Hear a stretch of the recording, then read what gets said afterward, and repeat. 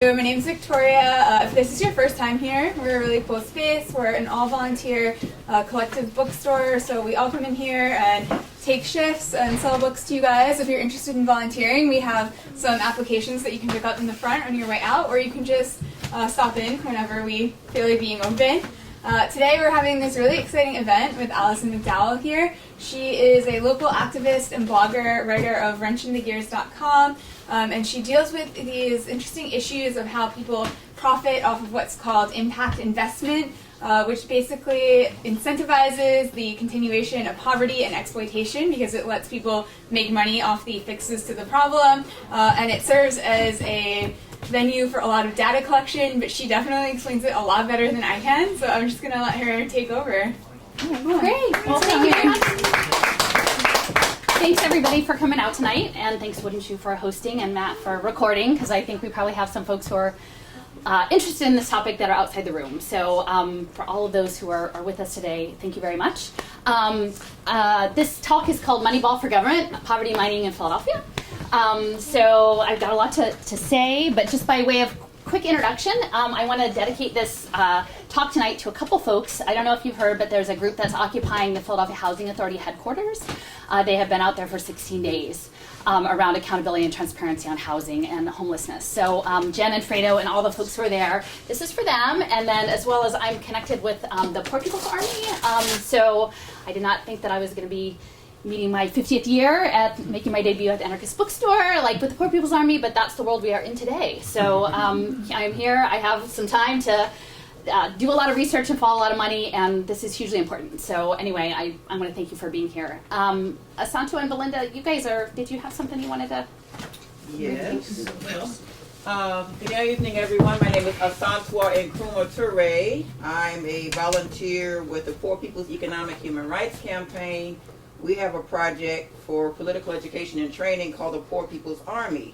So if you take one of those flyers and contact us by the email and phone number at the bottom, we can give you more information.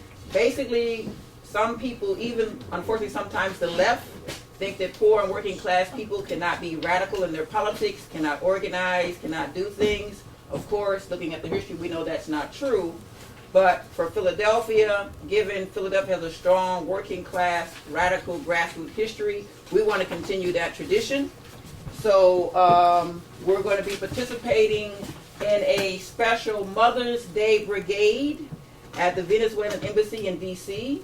If you know about that and been keeping up with the news, the Secret Service and the D.C. Police and other law enforcement have now cut off water and electricity to the building, trying to starve the Embassy Protective Collective out, but we're not going to let that happen.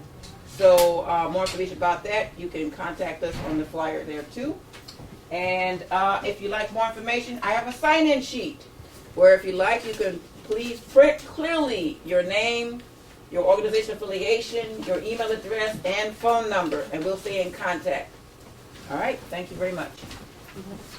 And I also work with PPERC, also with the Green Party of Philadelphia, and Neighbors Against the Gas Plants, which is what I wanted to mention now. SEPTA, responding to legislators' desire to do a favor for the gas producers, the frackers in the state, is building a gas plant in Nicetown, as you may have heard. It's entirely unnecessary.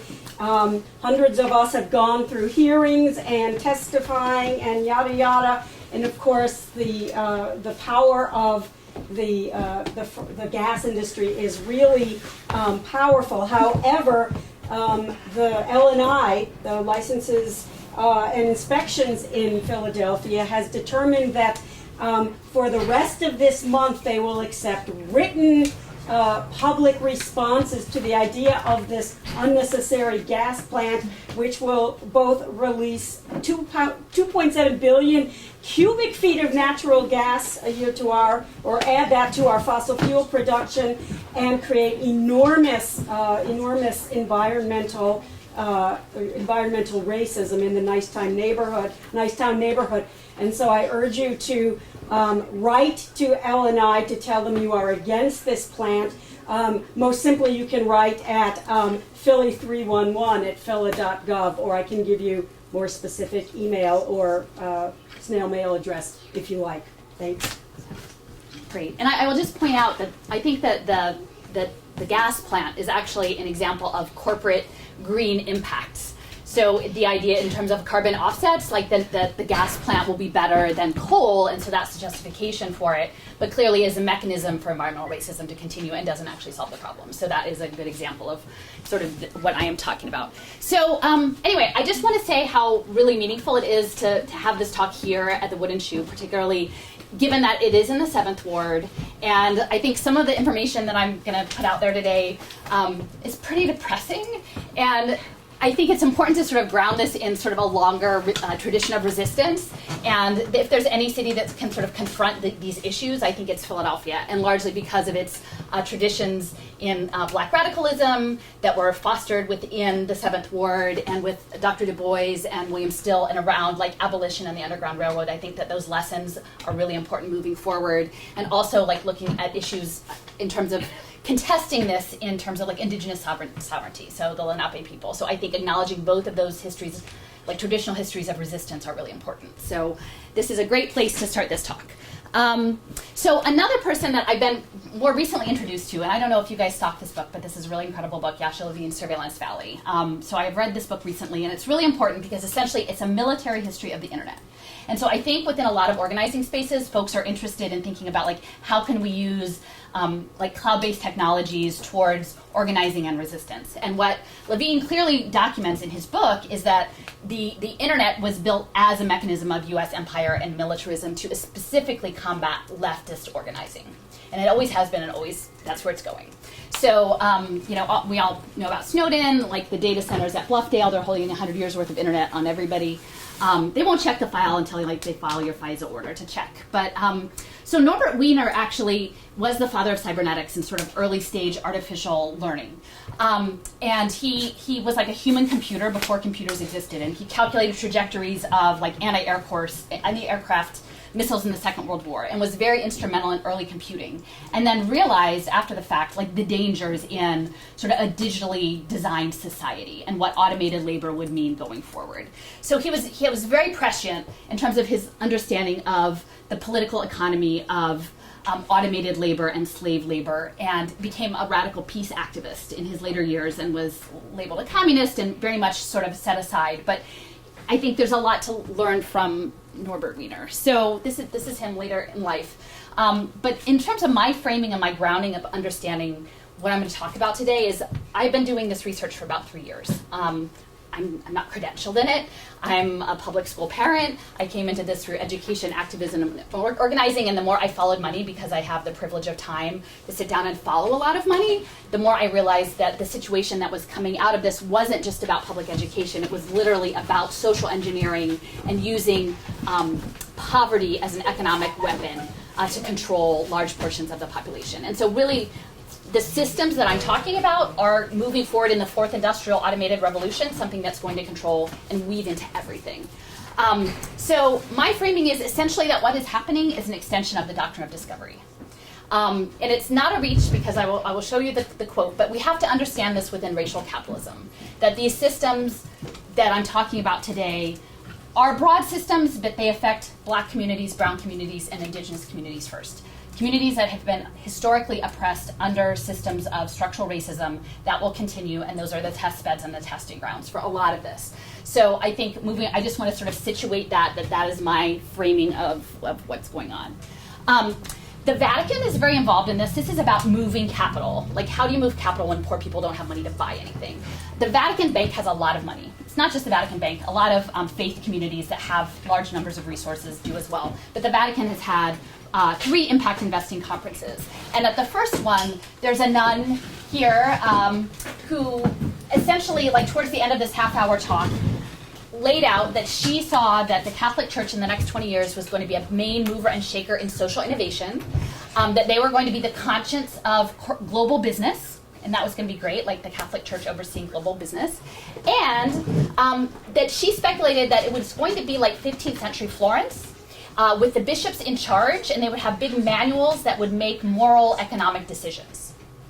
So when I say the Doctrine of Discovery, which was essentially issued in 1493, right before the takeover of the New Worlds, what they had said was, if you're non-Christian, we will just come and take your stuff and take your people and take all of your resources and take everything from you. And that's okay because, you're not within our sort of white Western tradition. So this is a very direct connection from 1493 to today. So I have been doing a lot of this research, following a lot of money, and people are like, could you just give me like a soundbite or like a meme or something? I'm like, I can't really. So my talk today is I have a lot to say. Consider this like an early intelligence briefing. Like I'm not pitching you a particular point because realistically, I don't have the answer to this, and I'm trying to get more people to think about it with me. And realistically, whatever the solution is, since it really needs to come like out of the Black radical tradition or indigenous sovereignty, like that isn't me, right? So I can be like your ambassador to the evil empire and like follow the money and to be like, this is what they're thinking. And largely, it probably won't all happen. Like, thank goodness, probably not all of it will, but I think we're better served understanding where their headspace is and where they think things are going, because a lot of things that are laid out are they sound progressive, they sound good, they sound like we just want to take care of people, and unless you understand the underlying power differential and the power dynamic and the inequity and how the machine runs, you could be easily misled. Or even if you weren't misled, you could easily not want to know the full truth, because to know the full truth, it would make your life really hard. Because it's not a fun thing to know all this. So this guy, Tim Morton, he's in a lot about like climate change, and he talks about hyperobjects. Like hyperobjects are so big and so all-encompassing, it's really hard to frame understanding a hyperobject. But he also described it, and this is kind of close to like the May the 4th be with you. It's like the asteroid and the space worm, where the Millennium Falcon goes in the tunnel and they think that they're getting away and they're in the tunnel, only it turns out the tunnel is the inside of the space slug and they didn't know it. But it's all around you, and you're living in it and you're breathing in it, and it looks normal, it looks like what you would think a tunnel would be, but it's actually the space slug. So I'm trying to like let folks know, like before the teeth actually close, that we're all in the space slug. And I use a tool called Little Sis. I do a lot of mapping. I enter a lot of data. A lot of this stuff is like, I'm the first one to enter this thing. And for the first like 6 months, I'm like, really? I don't want to have to enter all this. It's so boring. And now like 3 years in, I have put in so much, all the connections are coming together. So this is me mapping the space worm, right? Like, so the Prosperity Symposium in Philadelphia, Social Impact Partnership Pay for Results Act, Philadelphia Out of School Time, and Capital for Communities. So I'm putting all of these pieces together. These maps feed to database forums behind which, like this is a profile for Patrick Harker, who's the head of the Philadelphia Federal Reserve. He was a longtime Wharton professor. His background is in engineering. He was also on the board of the Catholic Relief Services, interestingly. And so it's good to have that information. The Moneyball part. So I don't know if you guys know the Oakland A's, like the Moneyball scenario. So it's like, we don't have that much money, but we want to win. So how do we use data to make the most informed decision, to make the best use of our scarce dollars to have a winning baseball team? So that was the Moneyball concept. So this is being applied to government. Moneyball for government is part of Results for America, which is connected to Bloomberg Philanthropies, which is Michael Bloomberg. Michael Nutter, as soon as he left being mayor, became like a spokesperson for What Works Results for America government. So there's Michael Bloomberg selling What Works Cities. What Works Cities has its eye on cities all over the country to the tune of $104 billion of public assets. So that's what they're going after with this sort of lean government privatized solution. So the steps behind this Moneyball game, and they're going to make it sound like, well, we're just paying for, if it works, it's actually really good government because we're being very fiscally prudent, and this stuff has bipartisan support because the liberals are like, well, people are getting taken care of, and the conservatives are like, but we're only paying if it works. But essentially this premise is that you will privatize all of public services, which again on that slide they were estimating at the cities they were targeting was over $100 billion. You will use outcomes-based contracting. So these are new contracts, so the lawyers are going to make out like bandits, all the big law firms writing these contracts. You're going to manage poor people as if they were data.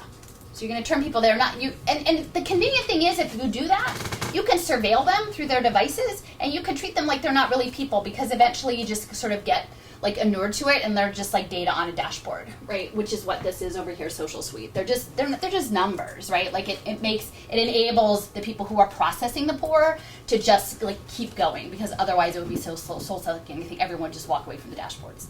So they're treating the poor's data. These solutions are technology-based. So to decide that something works, it has to be able to be easily counted and scalable.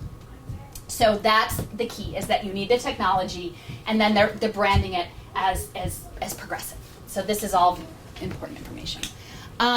It's not just Bloomberg. So Living Cities is a big part of this. Living Cities is some of the largest, this is like a little blurry, foundations and banking interests in the country.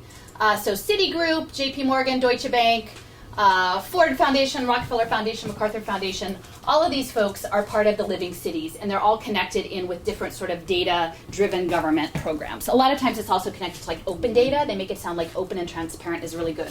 Only in Philadelphia, they used our open data to build predictive policing systems to profit private companies that they sell to East St. Louis and Chicago. So that's where our open data went. City Accelerator is part of this. So essentially, they need to create poverty to make their profit. So the City Accelerator is a way to sort of systematize the What Works program. It's funded by Living Cities. We were the pilot cohort in 2014. So while Nutter was still here, we were the pilot cohort for the City Accelerator. And municipal innovation, so everything is always innovation. But what they're talking about is working with cities to spread promising innovations to have significant impact. So we're part of this like larger test bed, and a lot of this is coming out of the Harvard Kennedy School, the policy systems, and a lot of tech and the digital currency initiatives are coming out of MIT, Sloan Business School. So this is funded by Results for America, this outfit, and it's sort of, they're going to harness evidence and data, because it's very hard to argue against, like, well, you want something that doesn't work? Oh, you don't want the not working thing? I'm like, no, we're not talking about like defining success by an impact metric for Citigroup to make money off of in Goldman Sachs. But which Americans, this is results for which America are we talking about? And this guy is the which America. So this is like, if this doesn't call out like the degradation of like late stage capitalism, whiteness, like this is it. So this is Paul Tudor Jones. Paul Tudor Jones is one of the leading hedge fund managers in New York. And the folks who are backing all of this What Works government are actually hedge fund managers. Not just venture capital, but hedge funds. Because venture capital, well, they kind of make companies, they're not great, but like they're doing something with their money. The hedge fund people are just legalized gamblers. So he's in charge of the hedge funds. He got his start, so this is where the history comes together, the racial capitalism, cotton futures. So head fund trader, cotton futures is where Paul Tudor Jones got his start. So he has an annual gala. Everybody wants to come to his gala at the Javits Center, so all the hedge fund folks want to come, but also folks like Bill Gates. And I think Oprah's at the table. So the big important people all want to hang with Paul Tudor Jones because he's got the book. So Paul Tudor Jones has spent the last 20 years with Stanley Druckenmiller, who was George Soros's former fund manager, using the Robin Hood Foundation to fund a book of 167 pages of equations saying, if you do these things for poor people, this is the economic return. If you give a poor kid glasses, if you solve their parents' addiction, if you give their aunt housing, they've actually put the equations all together in a book. And then Geoffrey Canada, who was in charge of the Harlem Children's Zone where this was developed, has now a consulting firm. And so he goes around to all the promise zones across the country to pitch this idea of all-inclusive wraparound services. Which again, we want people to be taken care of. We want kids to have glasses. I don't want kids to not have glasses, but I don't want it tied to their human capital data. You gave them glasses, so what job did they get when they were 25 and how long did they keep it? That's creepy because essentially beyond just the creepy factor is it allows ongoing surveillance and it normalizes it. We're allowed to watch you. We gave you glasses. What do you want? We want to know if you got addicted. That's where, if that's the logical conclusion, but they're never going to say that part. They're just going to give them glasses. You don't want them to have glasses? So this also leads to stuff by online preschool. I don't know if you guys are aware of online preschool. So online preschool is in Philly. Actually, yeah, Read by Fourth campaign. Our library, they're piloting with refugee kids because, who's going to stand up for refugee kids in online preschool? It's better than nothing, right? you can just data mine them. You know, they're refugees, right? So, which is terrible. I want you to know this, but I'm just like, this is how they think. So this Waterford Upstart, which was developed in Utah, which is a hotbed of impact investing again, Latter-day Saints Church, there's a lot of folks connected with Latter-day Saints Church, because again, lots of money, they've got to keep their money moving, have developed Waterford Upstart. It has a measurable social impact, so all of this is the measurable part. So this is just from last week. Virtual pre-K is in the North Carolina budget, but they don't have funds for actual legitimate pre-K. So this is how this thing runs. This is not like, oh, it's better than nothing. It's like, oh no, we no longer have pre-K. Pre-K is an online game that we're going to collect behavioral data on kids. And this little girl that they use in their advertising lives, according to them, on a Navajo reservation, does not have running water in her house, but she has a tablet so she can be commodified as data. So that's how this thing plays out, guys. So this is a global. It would be nice, like, if there's part of me like, well, where can I go? You can't go anywhere because it's everywhere. This is Ronald Cohen. Ronald Cohen is a Harvard MBA guy, but he's from London. So this is well underway in England. They just don't really know it yet. Like, I have some colleagues over there who are feeding me information about it. It's actually all over the EU, too. But a lot of it is framed as sort of like progressive social policy because they haven't quite figured out the impact investing part yet. The What Works Network is working on, is in the UK. This is recent. They have a What Works Center that's doing machine learning on their Child Protective Service data. So they're analyzing the Child Protective Service data to make assessments about risk on kids and families. So they're already doing that prediction. So in Philly, like, how do we know this is in Philly? Well, in 2017, Social Finance, which was founded by Ronald Cohen in the UK, he brought it over to the US. So Tracy Kalanjan is a big piece of that here. These are all the social finance folks. Results for America, it's affiliated. They're doing Pay for Success here in Philly. Yeah. Oh. Yeah. Did it stop? No. Okay, sorry. It's just, Slow. it needs to, everybody's texting that it needs to be straight up, Oh. because it's not getting any of it. Oh, okay. I'm not sure. That's right. It is what it People are is, guys. watching. Sorry. Hopefully, can you? I'll send the Oh. slides. I'm going to send the slides afterwards. So again, I'm not sure if it will go up because I don't think the bracket goes up.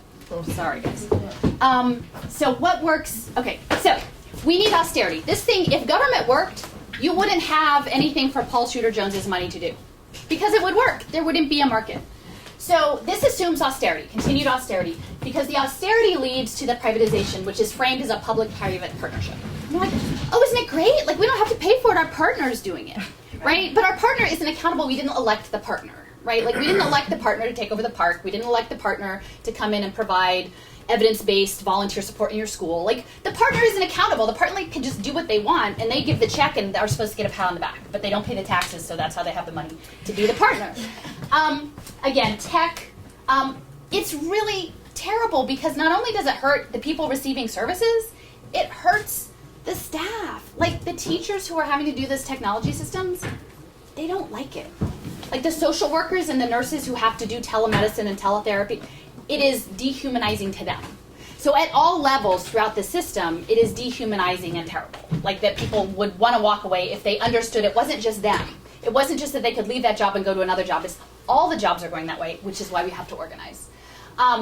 Increasingly, machine learning is going to evaluate the capital, and there are going to be nudges. So behavioral economics is a huge piece of this, and Philadelphia has the first nudge unit at a municipal level.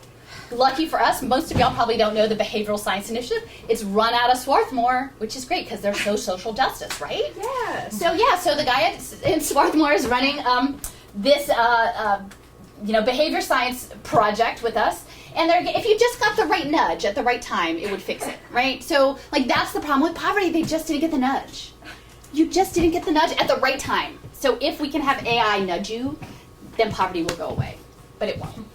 So, anyway, so essentially, and this is the bottom line, the Pay for Success program for Monopoly Capital requires that people be fixed.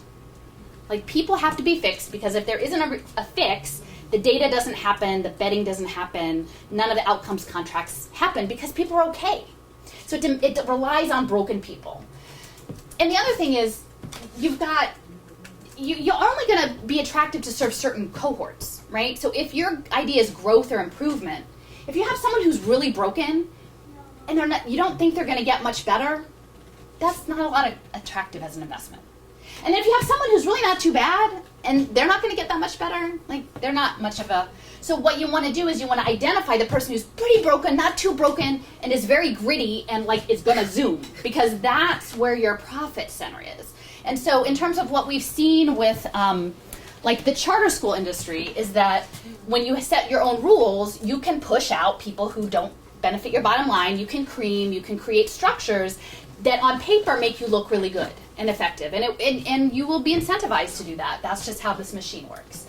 And again, it's all framed. This will be increasingly impacting Black communities, brown communities, Indigenous communities specifically. So those folks are going to be processed by this machine, Poverty Management Inc.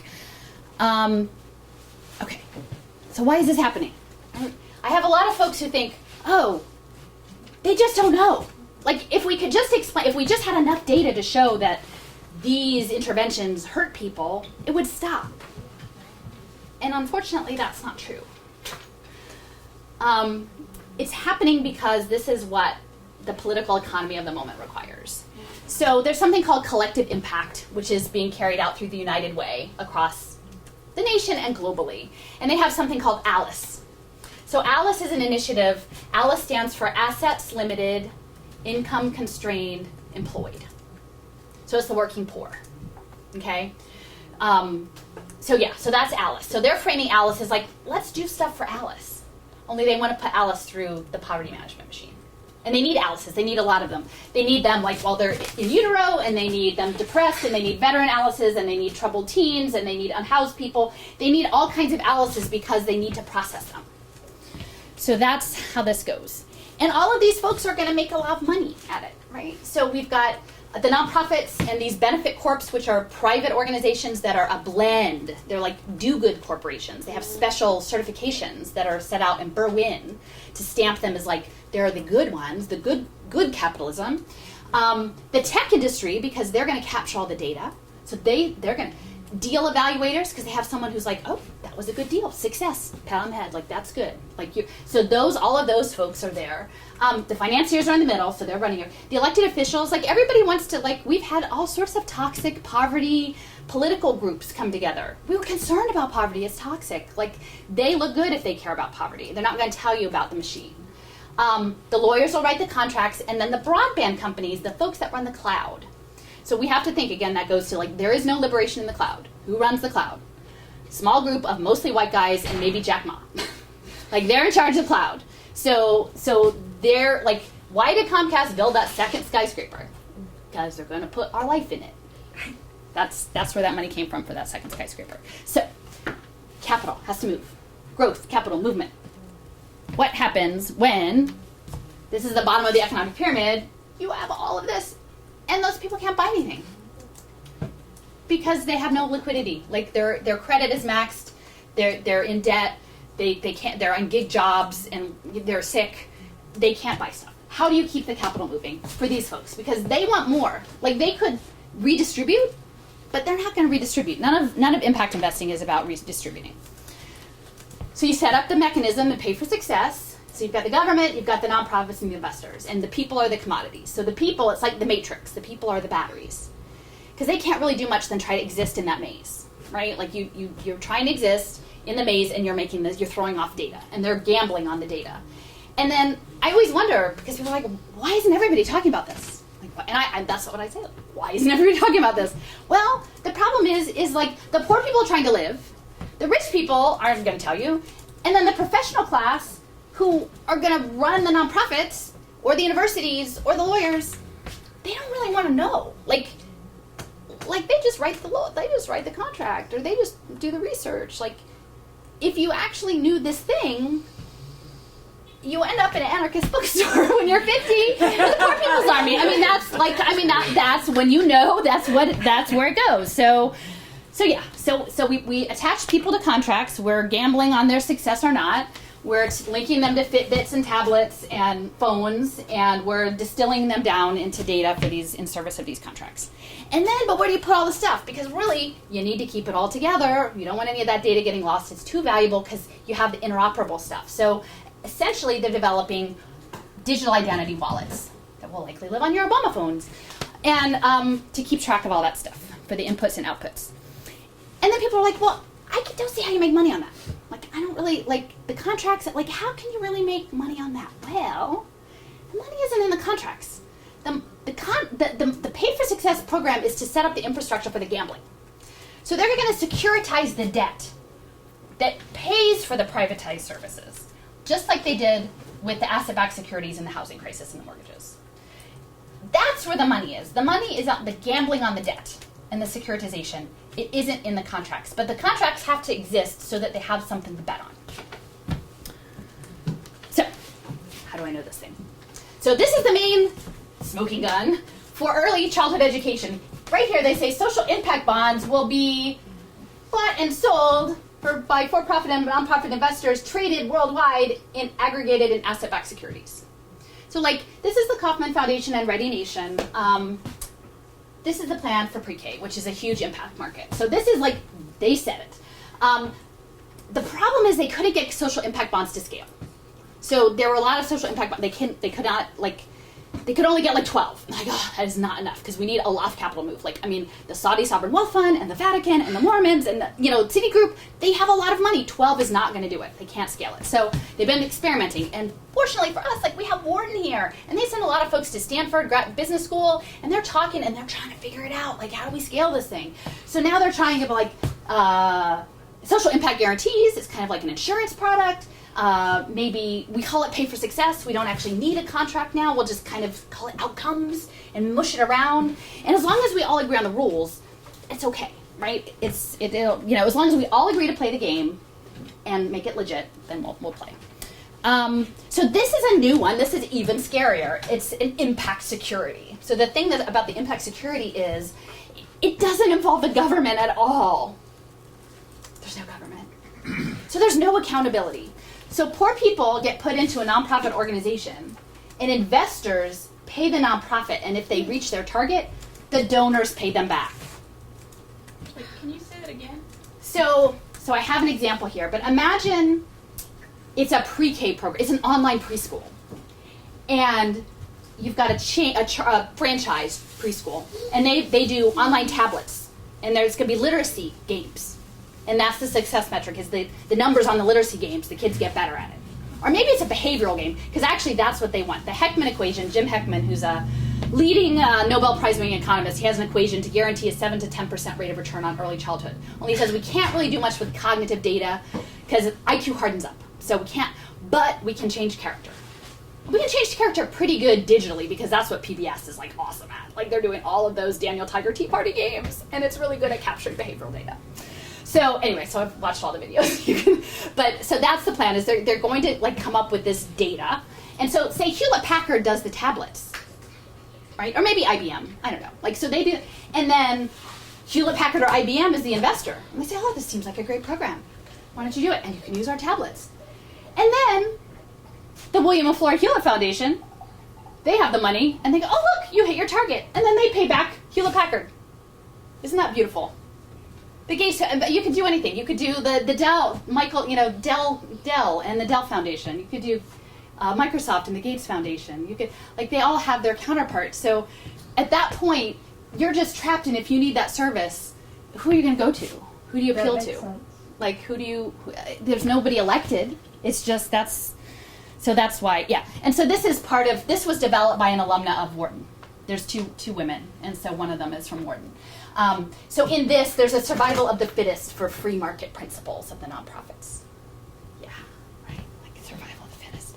And they transformed the nonprofit sector. They've been working at it for a really long time. That's why it's so scary. I'm like, okay, they've got the Harlan Children's Zone. They've been working on that like 30 years. This they've been working on a really long time. Like, I do a lot of my research at the Foundation Center, at the Free Library. And you know what? Who funds them? Hewlett Packard. Because they want everything metrics and data. And they've bought off like every interest group, every philanthropy publication, every, Latino fundraising groups and African American fundraising groups and Indigenous fundraising, like everybody gets, and you can buy them pretty cheap, like it's like $50,000. Like it doesn't cost them a lot, but they've been working at it a long time. So everybody's planned in, and the Nonprofit Finance Fund is part of that too. That's George Oberholzer. So, I'm just gonna hit on a couple things. These are key points in this moment. When you make poverty a global investment market, you're not gonna make it go away. It's not gonna go away. Like no global investor is gonna make something, they're like, you know what, in 10 years I'd just really not like to not have this investment anymore. Like, right? Like they're not gonna eliminate it. It's only gonna, if anything, grow. Because like, God, I'm making good money on these pre-K tablets. Let's do some more of that. So people do not belong in algorithms. People do not belong in algorithms. That is my firm conviction. I know that there are folks in the city now working on like the non-racist algorithms. I don't think that anything coded within the cloud in these structures can be a non-racist algorithm. I just think we just should not put people in algorithms. The digital identity systems that are going to hold all this data, they turn people into commodities. So this is interesting because there's part of me in doing this research, I keep thinking, wow, I wonder if these folks were looking at like slave finance from the 1820s and 30s. Because there are very clear connections. There was a lot of innovation in financial trading systems because there was not one unified currency and there were third-party systems. And we're quickly moving into that now with like transnational corporations and digital payment systems and cross-border payment systems. So we're actually like morphing back into the 1820s and 30s as we approach the 2020s. So, and I wonder, I'm like, do people at Wharton go back and look at those records? Or do they just come up with it? Like, because it's very close. The public-private partnerships undermine accountability. So remember the NPX security. Like, having a partner isn't always good. You can't unelect the partner. But also consider what it means if that partner is a faith-based institution. Could be anything. Like, say it is someone who has a very specific value system. And by accessing that service, you are then expected to comply, as the nun said, to the moral book of economic codes. Right? Like, not a good plan. Not a good plan. Yeah. And it sucks for the people who have to do it. Like, I don't think any social worker or any nurse or any teacher wants to do this to people. I mean, maybe a few, but like, I think for the most part, like, I think there maybe are a few bad people, but most people would not want to do this if they could organize and have it not happen. But right now, everyone is isolated and they don't know how to not do it, right? So we got to figure out a way to do the next thing. So this is a beauty slide. It is terrifying, but this is the future, folks. J.B. Pritzker was the one who helped fund the Heckman equation. He's the current governor of Illinois. But this is bipartisan, remember. So all this was set up under Rauner. And they have a blockchain task force working group. So they want to put your blockchain identity. They've got a blockchain birth certificate program with Evernym. So they're going to have your permanent record. And they'd really like to digitize all your public benefits. Nothing. Like as we move forward with more and more labor automation, more and more people are going to need public benefits. Maybe it's universal basic income, right? But it's not going to come no strings. They say it's got no strings. No, it's not going to come with no strings. So this is a speculative, so I don't know that they've done this yet, but this is where their headspace is. This is what we could do. So this is the applicant for welfare. So data on spending habits can be analyzed in real time. We've got your little benefit wallet here. And so you go to the grocery store. Now that is assuming you have a grocery store with healthy food in it. And that you don't have 3 jobs and you have time to go to the grocery store when it's open, and that you have a card that will get you there and a way to get your food home, and that you have gas, and you have all these things, because this system is only looking at you as this isolated person, not you within political systems, political economy systems. So you have a choice. Do you buy the hamburger or the apple? So that's their simplified choice. Do you make the unhealthy choice or the healthy choice? If you make the right choice, we'll just tick back some money in your wallet. But we'll know always if you made the right choice.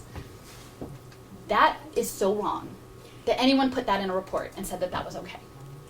And that if you have anyone who questions impact investing, show them this thing. Like at a fundamental level, like, do you think this is okay to do to people? It's not okay. It's not okay.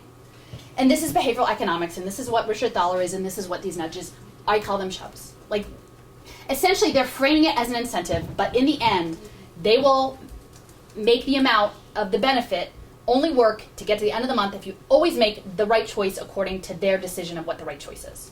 Yeah. Is this similar to what they're doing currently in China? So that's social credit scoring. So that's related. So do you want to take so what time is it? So it just sounded very simple. yeah, no, I have some stuff coming up about social credit scoring. Okay, sorry.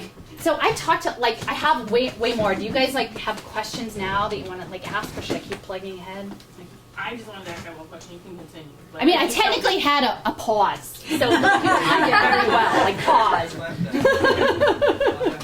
Shine the pause. Okay, well, I will rush ahead then. So Alice, I told you about Alice, right? So this is Alice. Alice is everybody. Alice is all the broken people that have to stay broken. Alice is the raw material for the collective impact. So we got to get in those gears, right? This, we got to stop the impact machine. This is coming out of the United Way, and they're saying that they're framing human need as an investment product. Okay, so that's what they're doing. Because the United Way is everywhere. And so this is from one of their past slide shares, right? This is the stuff I have time to dig up. Actually, this my friend in Texas sent me this. So this is, I have to say, and I'm really glad that the room is filling out because I'm very left. The people who seem to get this more quickly are people who are a very different political persuasion from me. And they're fighting it on the ground really hard because they see that people shouldn't be put in apps and nudged digitally. So anyway, this came from Texas. They're doing all of this in Texas too. So thank you, folks who are fighting this in other places.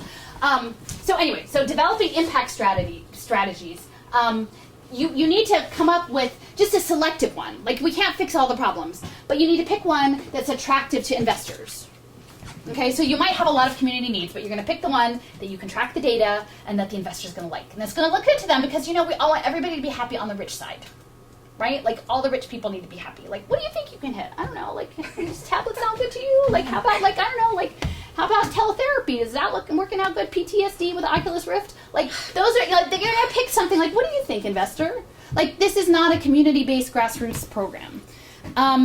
And interestingly, so in Philadelphia, a huge amount of impact investing is coming out of this guy, Nicholas Torres, who ran Congresso for a long, long time. And then after he left to go do other things like charter schools and other stuff, Cynthia Figueroa took over. And so, and now she's the head of human services for the city, and she's on the board of USA United Way. Okay, so if we had any considerations of how deeply embedded this is in our city, this is all this Alice stuff is here. Actually, they developed the Alice program in the United Way of Northern New Jersey, which is probably because the hedge fund in New York influence. But and Rutgers, actually, the Rutgers data system is up there. So that's where it came from. But it's that's the thing with the cloud. Everything once you've got a proof of concept, you can just distribute it almost immediately. So that's Alice. So this is another Alice. This Alice, and I'm trying to make the connection. I emailed these folks and asked if it was connected, and they said it wasn't. I don't believe them, actually. This is alice.si, and it is a dashboard where you can invest in solutions, with your cryptocurrencies and different things. And you can see them in real time with the impact management. And there's something called the DAO. Do any of you guys know what a DAO is? A decentralized autonomous organization. It's a new thing. It's a company in computer code. So you code it, and then you start it, and then it just goes and you can't stop it. It's its own autonomous, a lot of folks are thinking if the singularity happens, it'll be a DAO. Right? So they're talking about doing philanthropic DAOs. So you code charity, and then you just go. Right? And then people's digital identities are tied into it, and either you make your number or you don't. And it's pretty messed up. So the libertarians, they're very interested in this because they'd really like the government not to be involved at all. And so all of the people, the churches and folks, could just bet on each other depending on how worthy you were. Are you the good poor or the not good poor? Are you worthy or you're not worthy? And this dashboard thing will take over that. So where did Alice come from? Well, it's I'm sorry, this is so blurry, but the social tech sector in the UK, because again, Ronald Cohen, we talk back and forth a lot, and they funded it. Their money comes from Nomnet Trust. So Nomnet Trust, their money comes from the domain registries. So every time you have an internet address, they're the ones that sell it to you. They got a lot of money. And when the Internet of Things starts, everything has to have its own address. Every sensor has to have its own address. It's going to go skyrocket. It just changed up the domain registry so that we have all these different extensions now. When the control changed, it's because of Internet of Things. Because every single little sensor has to have its own address. So the people who are in charge of giving the addresses and have money attached to that have lots of money. But guess what? They're also in Philadelphia. They have a Philadelphia office. Yeah. So Alice is not that far, and they're connected to Comcast. Of course. Yeah. So Alice. So yeah, do you have that's an the address? that's the other Alice. So anyway, so this is a little bit more about automated charity, but this is their headspace: philanthropy, blockchain, and the Internet of Things. Do you guys know? Hands raised. Internet of Things. Know what it is? Yeah. So ubiquitous computing in the world. So they're thinking that's going to be great for charity, and plus predictive analytics, impact. You can track all that stuff, and so that's coming. And smart contracts. So you can do smart contracts on the blockchain, so it's like automated payment systems. That again, it's not. There's no people involved. It just happens. Like if you hit the number or you don't hit the number, money gets moved or it doesn't get moved. So these colored coins and blockchain is the code that underrides cryptocurrencies, but it's way more than that. It's also essentially just a ledger that keeps track of all sorts of data. And this data, they're represented in these colored coins. So, they want to put, voting records, civil records, marriage, birth, your money, your property. They want to put everything on the blockchain. And trade these coins, so your public benefits could be easily on the blockchain. And they're saying it's like radical transparency, but essentially like a hyper-rational donor class. So you've got computed codes deciding that. And the other thing, I'm just going to sort of drop this, like we're moving into a digital economic system that's run by transnational companies, right? And they're working, the blockchain makes essentially like very quick transfers of money and also micro payments, like very small amounts. Whereas today, it's gotten lower and lower, the threshold that you could put something on a credit card, but this will be like pennies. Like they can make it like fluid, capital will flow very quickly and very fluidly in a global way. And so there's something called the Better Than Cash Alliance, and they're pushing this. I've charted their money. You can look them up in Little Sis. But MasterCard is a part of it. So if you noticed, SeptiKey, MasterCard. Oh, that's interesting. MasterCard's on SeptiKey, right? Yeah. So MasterCard is a big player in this. And they said the way to push digital economic systems, I don't know if you remember in India a while back, they made everyone come in and cash in their $100 bills. And the lines were so long, they said, well, you can stand in this really long line, or we could just set up a digital account for you. And that's faster. You don't have to stand in the line. So that was part of that in India. And India has biometric national identification called the Aadhaar card. So they're pushing the Global South. A lot of this stuff's running through the Global South now. But they're like, the best way to make this digital economy happen, like for the Gates Foundation and MasterCard, and they've got this thing called Moja Loop and Level 1, is to make the government, have the government payments to people digital. Because that's really going to seed the market. That'll make it happen. So one of the things that's coming up is education savings accounts, which they call are vouchers, but they're not. They're worse than vouchers. It's essentially putting your educational credit for a public school onto. Right now, Arizona has debit cards, but ultimately it will be digital if they get away with it. And what the promoters are saying is they don't want them. They said these are not education products; they're banking products. They should belong in state treasury departments. So these products belong in state treasury departments. They're not education, they're banking products. So I think that's where the digital payment systems are going to start to come in, and that's what Taurus, I'm sure, is behind parts of that too. Innovative payment systems. I think they canceled this maybe because of me. There was a parents as customers thing that Taurus set up out in Bucks County, and they were all going to talk about pay for success and education payment systems and parents as customers and innovative finance and improved outcomes. And then it got out and I registered, and then they're like, oh, I'm sorry, it's been canceled. We're not going to talk about that right now. But this is another thing that's again, a little bit depressing, but this was in 2014 that these folks, Social Innovations, Taurus's group, had supposedly, according to their website, 300 people over at HYY talking about ed tech and innovative education. Because these digital payment systems and the data-driven piece of it works really well for online learning. For them, not for people, but for profiling people and for payments and outcomes and impact. It's good for all of that. So they're trying to get that in the schools, and that's a cicada killer. So that's my visual image. I don't know if you all know the cicada killers, but they're the biggest wasp, and they trap cicadas, and they paralyze them, and they drag them into their burrows underground, and they lay their eggs on them, and then they incubate the eggs on the cicada, and then eventually it dies as the eggs hatch. But that's what ed tech and hybrid learning is in our schools, our neighborhood schools, which is taken over. So like you'll always remember that. You'll be like, oh, blended learning, yes, cicada killers, right? Like, so this is happening, and so they had this forum. They brought in Susan Patrick of INACOL, which is like the key online learning lady, and Michael Horn of the Clayton Christian Institute, who's the big blended learning guy. And yeah, and folks from Mastery Charter School and Penn GSE and hybrid learning in the state of Pennsylvania, like all these folks and 300 people. And yeah, there was a panel like right before lunch with David Lapp and Helen Gim. So they were talking about, so this was 2014. I'm just saying, like, nobody ever came out to me to say, like, hey, what was that seminar like? Like, maybe we should talk. There were 300 people in the room. We're talking about a lot of stuff that seemed problematic, but hasn't happened yet. Maybe it could still happen. This is another image. This is from the DNC, 2016, where someone was like, gosh, there's this forum. You really should come to this forum. Like, it's about education in the creative economy, but really it's gaming. And there's a lot of stuff around digital economy and gaming economies.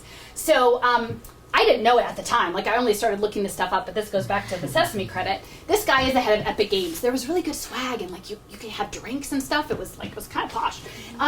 And so he's the head of Epic Games, which owns like Madden Football and lots of, but also Fortnite, right? I'm hearing everybody's all about Fortnite, right? So Epic Games owns Fortnite.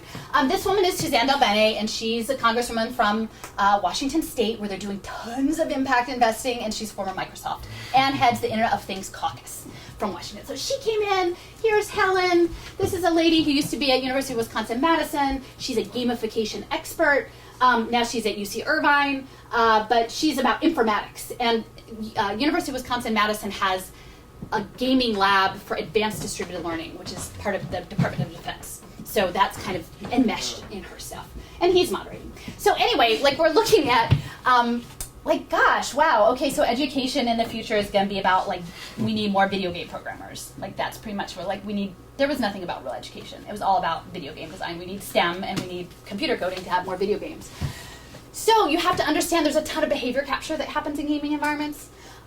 There's also, like, digital economic systems that are embedded in gaming environments, also behavioral conditioning and, like, leveling up and things that they want to move people into. And my mind is, as the planet dies, we're like, okay, we're at carrying capacity for real stuff, so like we gotta jump the shark and head to the digital world.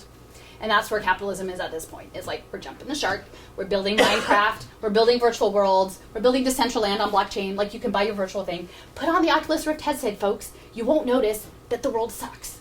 So this is sort of what that was setting up, but also like capturing social emotional data, because that's what Jim Heckman thinks he can move, is character and social emotional data. So big 5 traits, which is connected to Zuckerberg.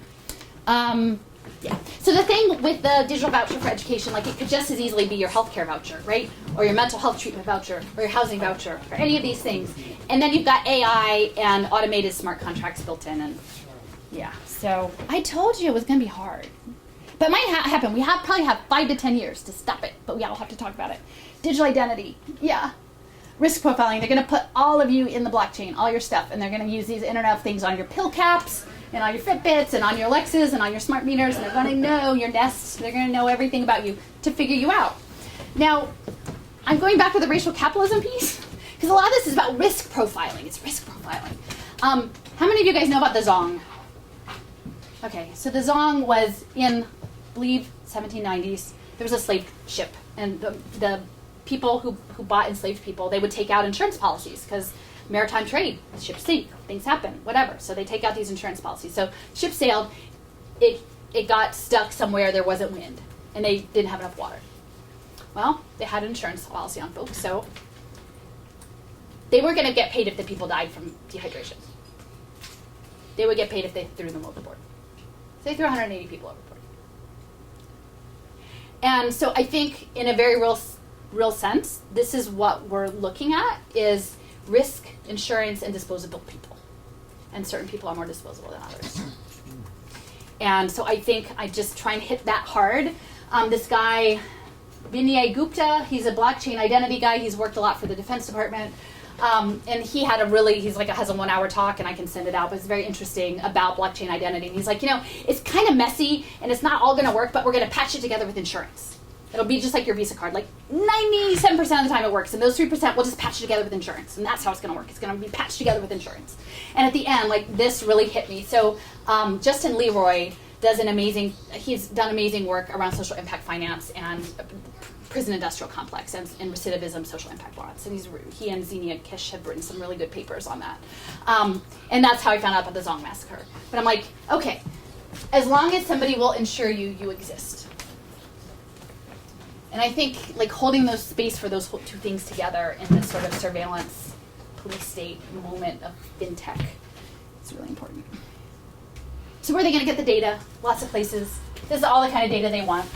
They're going to get it in your preschools and your home visits and your community schools. Like nobody wants to believe that the community schools are a bad idea, but once you outsource that stuff to partners and you lose all your HIPAA protections and you put paid for success contracts on them, these community school wraparound services are just going to be data mining machines of poor kids. And the more traumatic experiences of those kids, the more profit they're going to make off of them. So supportive housing, that's another one. So folks who have mental health issues, chronic health issues, other things. And like, wow, if we can fix you a bunch of different ways, every different way we can try to fix you, that's money in our pocket. And also workforce development. So the first smart city, do you guys know about smart cities? Mm-hmm. Like it's kind of with the Internet of Things. So the first smart city grant that Philadelphia had, that Michael Nutter set up, was actually for human capital management. You might think it was the big belly trash cans, but it wasn't. That came next. The first one was with IBM, was to manage human capital. And so they got this grant from IBM, and one of the recommendations was a federated view of the constituent. So this is 2011, so this is 8 years ago. Like this is still kind of, like the cloud really got started like 2006, so this is kind of early, and IBM like wants all of the data. And they're gonna work with the Gates Foundation and Community College and badging, on pathways and badging. So they want everybody on a pathway, you're gonna do your career, even though we don't know what the careers are gonna be, because everything's gonna be automated, maybe not, but like to pretend that we know what someone's gonna have a lifelong career is ridiculous at this stage.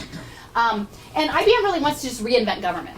So that essentially in this future of like open government, that there is no elected person. Like, you can swap out, like you can put people up, but Oracle's running it, Cisco's running it, IBM's running it. Like, how do you get to them? Because they're running it. And this, I don't know, do you guys know the Hollerith cards? Because it's important to know this history about IBM. So the punch cards were part of census taking and census systems that were used by the Nazis to round folks up for the Holocaust and exterminate them. So again, we need to understand these historical systems. These systems replicate themselves. And to create a federated view of the citizen in the cloud, and the good citizen, whatever that means, and pulling all that data and profiling people, we need to know that, but to accurately assess what's happening. So all this stuff is being developed on vulnerable populations. Again, it's global. It's not like you can leave the US and get away from it. So ID 2020, the UN, refugees are growth market. Like we're U.S. military empire, but we're making more and more refugees all the time. So ID 2020 is a program of Microsoft and Accenture. The first blockchain baby was born last year in Tanzania. They gave the pregnant mom and the fetus each identification numbers and tracked their healthcare protocol compliance on blockchain. And they said they could reward, like MasterCard. This was a MasterCard article. We could, if you did all the things right, like you could earn an umbrella token, and then you could trade it in for an umbrella. So when we're talking about like behavior compliant systems, that's what we're talking about. That's happening. Yeah. Yeah, I have a couple questions, so I'm just going to say one question or one thing. So it sounds like an economic way, like, it sounds like eugenics, or it just sounds like an economic way of carrying out many things that happened before. Very much so. I wanted to say that. And I came in late, so what was ALICE again? Assets limited, income constrained, employed. So that's what it stands for. So it's essentially the working poor. Okay. The working poor. So, yeah. I had a question, but actually also, you asked that question before, didn't you, that I don't think I got an answer? There were a couple of questions that people had before that didn't get answered? Yeah, I thought. No? I just asked them if it was related to what they're doing in China. Yeah. Oh, I forgot. Oh my gosh. Yeah. Okay, so the thing about that, I'm sorry, so the Epic Games, I didn't know till afterwards, 10 owns 40% of Epic Games. So Tencent is with Alibaba, like the large online retailer, but they run social credit scoring systems too. So again, when you're thinking of these and they put major investments into Epic Games before Fortnite came out. And so if you're thinking about collecting sociological data on folks, because it's I haven't played it, but it's a group game, right? Like you play with friends and you play against groups. If you wanted to create predictive models of how people work together or don't in different geographies or different cultural groups or different economic groups, that would be a really good way to do it, I would think. I mean, worth their investment for sure. So yeah, so I did not know that about Epic Games, but that's the link with Sesame Credit, is like when kids are playing Fortnite, you're probably not aware. Yeah. Oh, just, you might have already known this, but I don't know if other people do this. There are there are apps on people's phones in China that will tell them the debt profile of people near them. It won't tell you their names, but your phone can see their phones, and there's a program that shows you who is in what amount of debt. Oh, fuck. Near you. I would say if you have not read, like, science fiction is really good about this, because I wonder, like, did these folks get the preview? Yeah. Like, Super Sad True Love Story is really good. Super Sad True Love Story is a really good take on this. And also Rainbow's End by Werner Vinge, he was the one that... Yeah, I know. Yeah. The first talk I ever gave, like 2 years ago, I'm like, we're having pizza afterwards, and I'm talking about it, and they're like, oh, that's that Black Mirror episode. I'm like, oh, I don't know. And I'm like, oh, after I watched it, I'm like, yeah. But also without the tech involved, the lobster, the basic structure of the lobster, people have seen that film, is this elaborate game of social exclusion based on, basically whether you can prove compatibility with it. Have you seen it? No, I haven't. Yeah, It's good. that's What is it Okay. called? The Lobsters? The lobster, the film.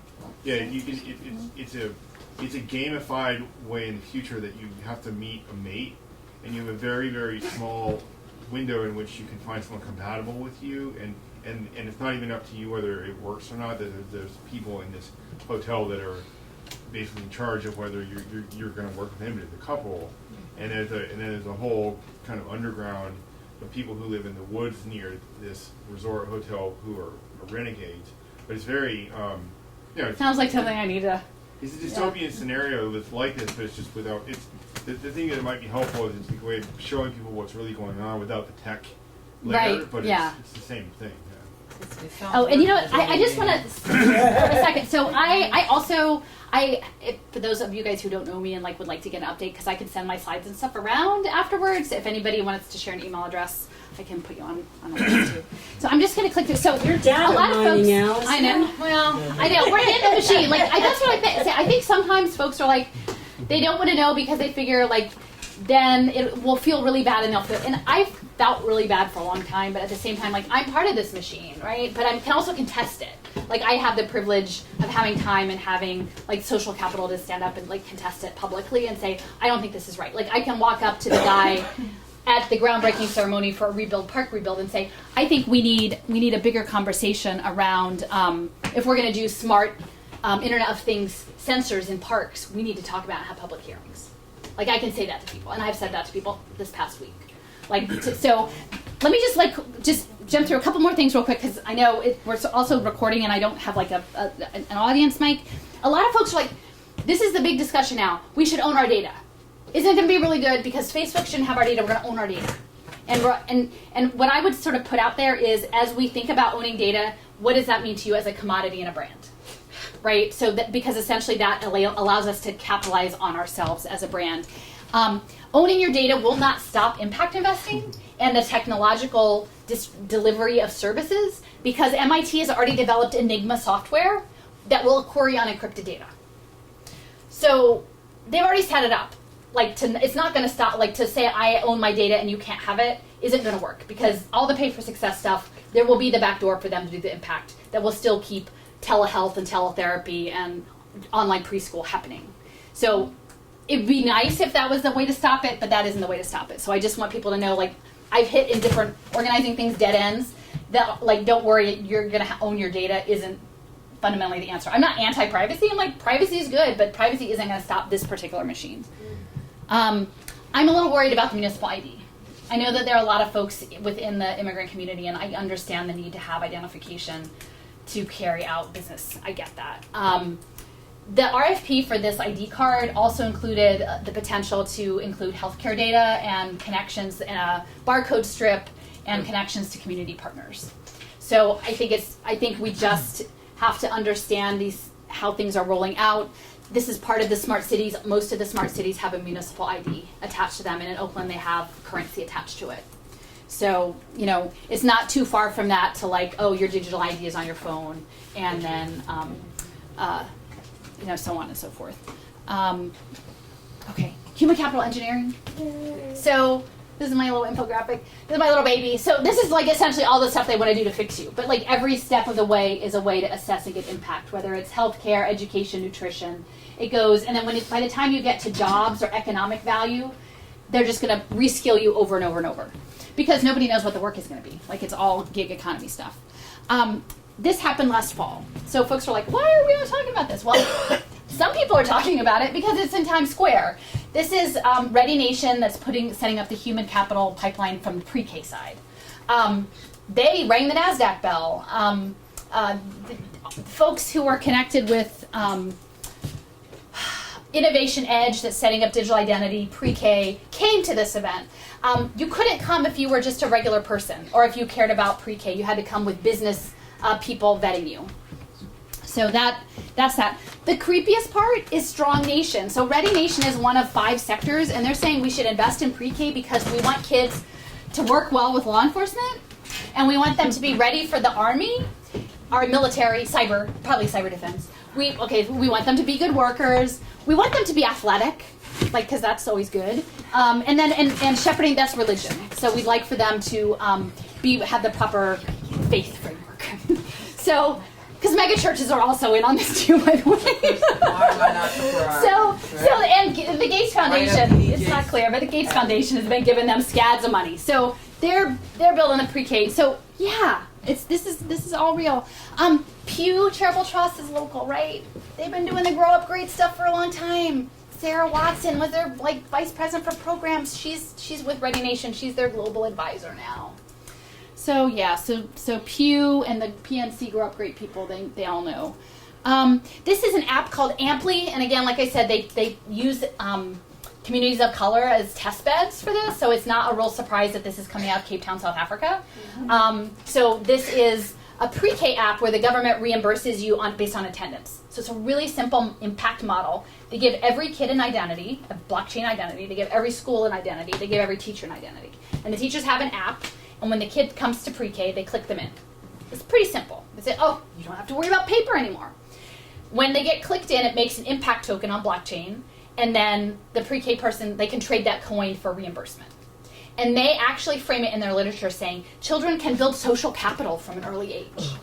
This is how you're going to build it with an app. But of course, the flip side is what if your parents, have conflicts and they can't get you there till 10? Are you going to be this kid came late to pre-K every day? Or this kid came in consistently, or this kid didn't do their online learning. These apps can easily expand beyond attendance to any other check-a-box type of metric. So what's really scary is, and this is their idea, pre-K, they're going to put them in cargo containers. That's Ometeor Network. So Ometeor Network is funding Innovation Edge and UNICEF, and UNICEF's Innovation Fund is backed by Disney. Disney is their biggest donor to the UNICEF Innovation Fund, and the foreign ministries of Denmark and Finland, I think. I think it's Denmark and Finland. So yeah, so they're all about innovation and drones and blockchain identity for children. One of the largest drone bases in Africa, UNICEF runs in Malawi. So that's interesting. But they're only going to do medicine, they promise. So Amply is out there. The creepy thing is I went to an event where I was telling someone who I thought would share concerns about this with them, and they were nodding yes, yes. And not many people know about this. And I'm like, yes, yes. And I go, and they have a proof of concept. It's in Cape Town. And they go, yes, yes, I know. We were briefed last week. So this is in Philly. Not a ton of people know about Amply. If you know about Amply, that's a trick. Actually, the guy that I met on the playground, so I said, let's not do Internet of Things on playground because otherwise, in the next 5 to 10 years, poor kids are going to have to pay for their playgrounds in fitness data. When I said, do you know about the Heckman equation? Because it's 7 to 10% on mindset, but they get it to 13 if you put in health impacts. he's like, oh, you know about the Heckman equation? I go, yes, I do. So they know about the Heckman equation here too. Yeah. No, I was just saying, like, so, like, based on, like, the very, very little bit of trauma education that I've been given to myself or by a therapist, there's, like, a certain amount, there's, like, actual life outcomes that comes from, like, how many traumatic experiences that you've had that, like, is supposed to come out to an outcome of, like, are you going to go to jail? It's a rubric. I did a whole blog on that. There's, ACEs. No, but there's like, this is something that is used all the time. So I would interesting. just Yeah. kind of, like, Look up taking wrench in the that gears ACEs. If you, Just- yeah. Yeah, just taking that concept and being like, it's almost like if I'm relating that to what you're talking about, it's like the more traumatic experiences you have, the more likely, like, they'll, like, actually pay attention to that and be like, oh, you're gonna be a less, literally when we talk about people being broken, you're a less valuable person. You're Well, more if they think they can likely- fix you. If you're pretty broken, but your risk profile is pretty good that you're gritty, you might be a good candidate for some good teletherapy and some cognitive therapy Yeah, feedback. that just- Yeah. I thought I should say that. No, you're exactly right. Your instincts are very good. Because the issue isn't that early childhood trauma does not have negative health outcomes. I fully believe that. But the reality is why is it a rubric? Who made the rubric and why? And that rubric was created through Kaiser Permanente Health System. That has a major impact investing division now. Yeah. I have a question because it's going back to like what you said about the Philly ID. Do you think it's fair to say you don't trust it when even the Social Security card was also used to track? Like, So I would say it's the idea of layering the data. okay. So my concern is that with all of these impact things, and I'll jump ahead a little bit. I'll get to like the interoperability of it, because the interoperability is the key part for impact investing, and they need a digital identity that holds all the data so that they can count the cost offset. And so having a card system where all of your service data gets integrated and layered into one place is very different than a social security number. It's like the That's- access card. So another big piece of this, just human capital, reskilling. Nobody's going to have a job. You're going to try to like freelance. That's what they want you to do. They want Alice to do the freelance gig economy, lifelong learning. You'll get badges, and the badges will be stackable. But the success impact I'm thinking is they're going to say how many badges did you get, not did you actually get a living wage job. That's actually something I'm trying to as well. Yeah, so this was started, digital on-ramps was early badging. And they're doing it at the library. Like, and they said, oh, it didn't work out at the library. I'm like, no, they're just waiting for digital identity to scale. It's not quite ready. It's just not quite time. It started actually at the university, the City of Chicago library system. And it's called LRNG. And the MacArthur Foundation funded it. And it's called peer-to-peer learning, informal learning. And they want you to go to the library and watch videos and learn with other people. But like in San Jose, they're putting facial recognition cameras in the library. But that model of peer-to-peer learning is based, again, on, it came out of South Africa. And then was brought to Chicago, and then was distributed from Chicago to other cities of LRNG. There are about a dozen, and Philly is one of them. And so you can go there and like earn a badge for making a like coding bracelet, like with wires in it and stuff, and like you earn a badge. Like, did you ever wonder why is there a culinary kitchen at the library and like the books are going away? Mm-hmm. Yeah, it's because you're going to get a cookie badge. So yeah, so it's part of the summer youth employment digital on-ramps and work-based learning.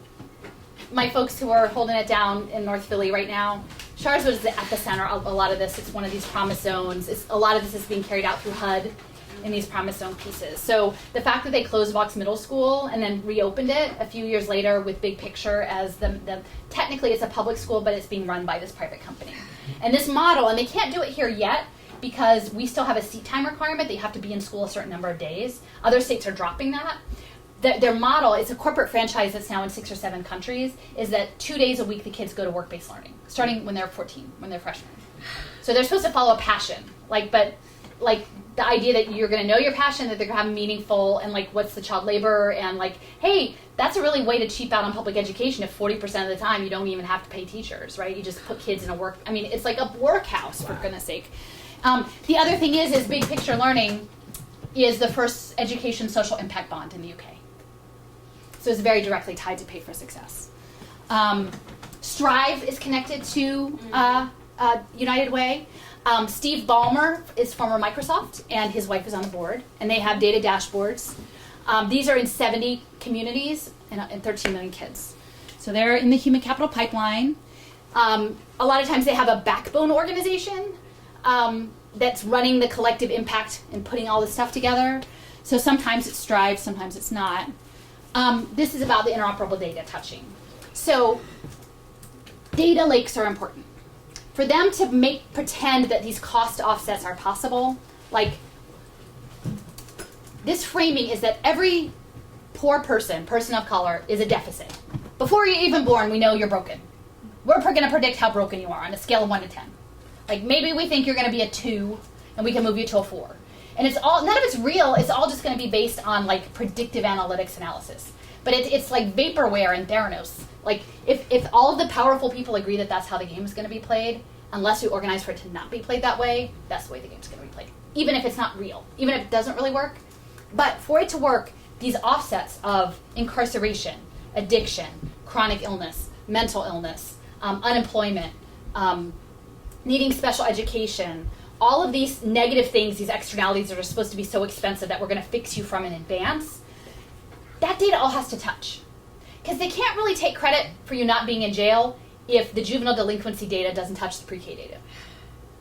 And they can't really take, credit for your aunt's BMI going down if like the housing voucher data doesn't touch the healthcare data. Like it all has to touch. It has to live in these big lakes, and that's why there's no liberation in the cloud, and why Amazon and Salesforce and all the data analytics folks are so excited to get these systems in place. The model is the Silicon Valley Regional Data Trust. So they're again, San Jose, the poorest part of San Jose, communities of color. They're trying it out in the Franklin McKinney district and one other one, Alum Rock, I think, to do this data zone. And so they're going to have all this interoperable data. And then now they have the Silicon Valley Regional Data Trust, and guess who's funding it? So the NSF, the National Science Foundation, started it, and they got it going because like they seeded it. Then Mark Zuckerberg, they're like, oh, this is a great idea. Let's grow this thing. So they gave them a whole bunch more money to get a lot more folks. So that's what the Silicon Valley Regional Data Trust is, and now they're part of something called the National Interoperability Collaborative. And that has partners in the California health system, the Connecticut state health system, the Virginia health system, Bridgeport, Connecticut, which is weird, there's just Bridgeport, but there's a ton of hedge fund. Paul Tudor Jones's hedge fund is based in Connecticut. And a couple others, and they're going to get all that data. But like if you look through their board of advisors, which I have mapped, one of them is connected to LEAA, which is like law enforcement authority. Like it's all about like state surveillance and policing. And actually, interestingly enough, the state of California pre-K program, their big data analytics set was developed by a guy who his former gig for 8 years was developing case file management software for the FBI.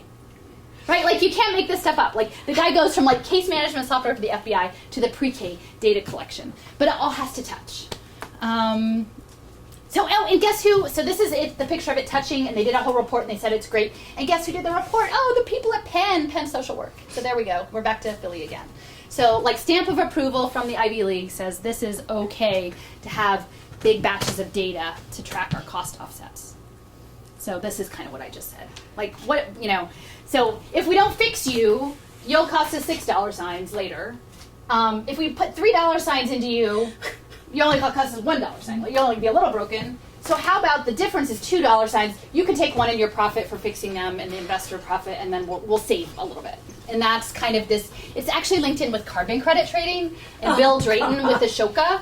Like it's weirdly embedded with carbon credit trading, because all of this stuff that I'm talking about with social services actually also applies to quote unquote like the Green New Deal and green capitalism. Yes. So all of the same model goes for sustainability. Like I'm not even doing that tonight. So yeah. Sorry guys, it's hard. If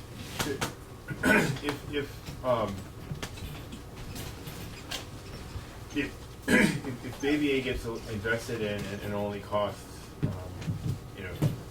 something smaller later, that also means that the industries like prison industry, any kind of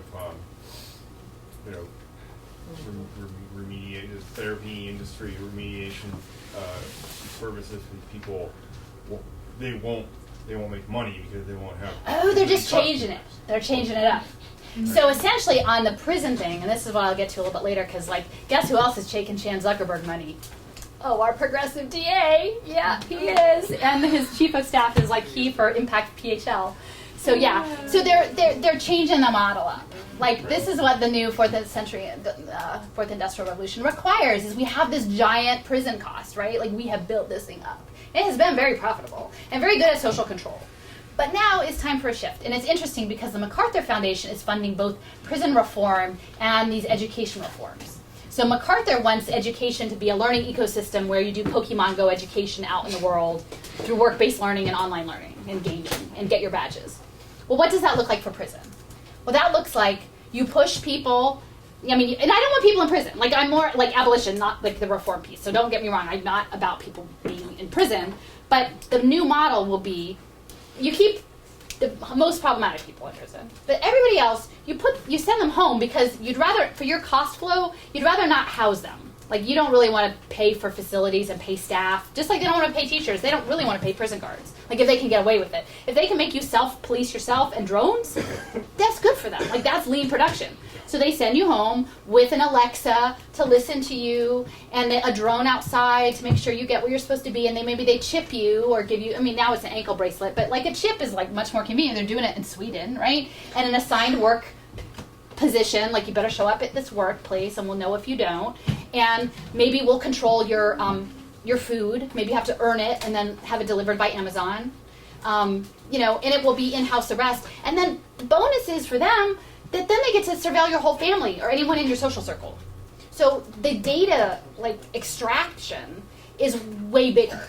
So it's a different model of control and surveillance than what we're seeing now. Okay, just can I make a quick follow-up comment? Thank you. It's really, really helpful. It's all so helpful. Thank you. But I feel like I just want to make a comment that all of us, I think, myself and anybody who is trying to organize and trying to be an activist right now, I think we need to realize how far behind the ball we are in terms of continuing to think of ourselves as a labor force or in a labor movement or in a labor era type of struggle, because as you're showing, right, capital isn't that interested in labor anymore. No. They're not that interested in production at all. It's very hard to make money in production. We have massive global overproduction. We don't need people to make more stuff. Yeah. But what the model for this is, as you pointed out at the very beginning, is enslavement. This is globalized, universalized enslavement that started with black and brown bodies, in the 1500s, and is now that is the model for, because what this is about is basically the complete surveillance and control of our movements, our thoughts, our affects, our creativity, our expression, and basically betting on convergences from those flows on a day-to-day basis, right? Because you'll have hedge funds that will bet. Yeah, they can win either way. Right. That's what I was going to say. Yeah. The hedge funds. They might make up better if they wreck everything. Against some of us, and they'll bet for some of us, and that will just be their. Yeah. For their game. Yeah. But I think that part is easier to see, and I think that there's some of the hidden stuff that's not seen, which takes place in other forms of social control with the nonprofit industrial complex, and things that are coined as progressive or helping poor people. And I think that there's so many progressive organizations and do-gooders and that kind of stuff that benefit financially, with their, 4.5 staff people, whatever, that they take the money from all these people that participate in this social control, this whole game. For me, for some people that might not like the analogy, but I see, something similar to like the Warsaw Ghetto, right?